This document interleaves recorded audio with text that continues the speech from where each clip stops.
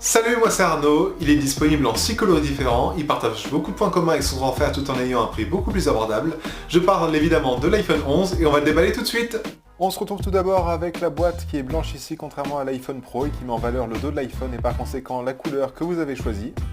On tire la languette pour retirer joliment le plastique qui entoure la boîte, on soulève le couvercle et on est accueilli directement par l'iPhone 11. Alors j'ai choisi là la couleur mauve que je trouve vraiment magnifique, je la trouve vraiment superbe. Je l'ai pris en 64 Go, c'est le modèle le moins cher qui est à 809€, qui est aussi 50€ de moins que le 10R de l'année dernière. Alors pour le coup il est disponible en 64, 128 et 256 Go et en 6 couleurs. Alors parmi ces couleurs là, seul le mauve et le vert sont réellement nouvelles par rapport à l'iPhone 10R, mais aussi toutes les autres elles ont des teintes légèrement différentes. Alors on va maintenant pouvoir le regarder d'un peu plus près. Comme le 11 Pro, seul l'avant du téléphone est recouvert de plastique cette année.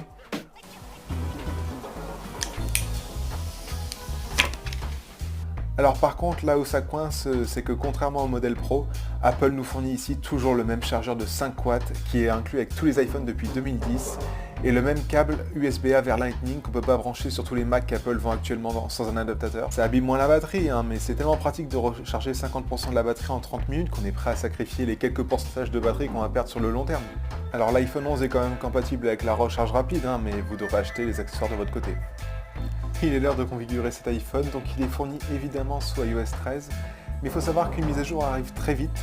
Alors en effet, il y a iOS 13.1 qui sera disponible le 24 septembre et qui devrait corriger pas mal de problèmes et activer certaines nouvelles fonctions comme la nouvelle puce U1 qui est dans les iPhone 11 et 11 Pro.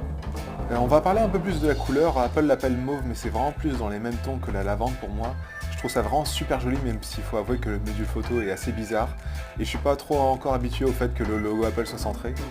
Alors par contre, contrairement à l'iPhone 11 Pro, on reste ici sur du vert classique qui prend toujours autant les traces de doigts et qui brille toujours autant, mais ça reste honnêtement très sympa, surtout avec les couleurs un peu pastel que propose Apple cette année.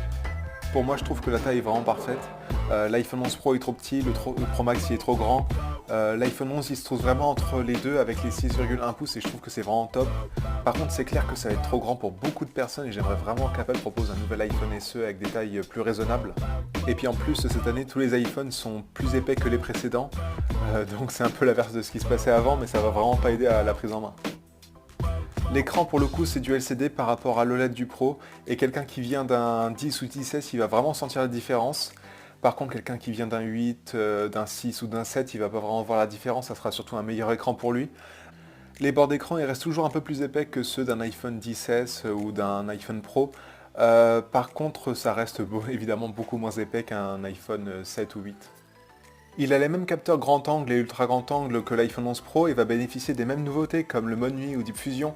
Mais par contre il n'a pas de téléobjectif et je trouve que c'est vraiment un super choix qu'Apple a fait là-dessus parce que c'est vraiment le moins utile des trois au final parce que on peut zoomer numériquement dans une image mais on ne peut pas reculer quand on est déjà dos au mur. Alors niveau batterie il devrait tenir 1 heure de plus que le 10R qui était déjà très endurant.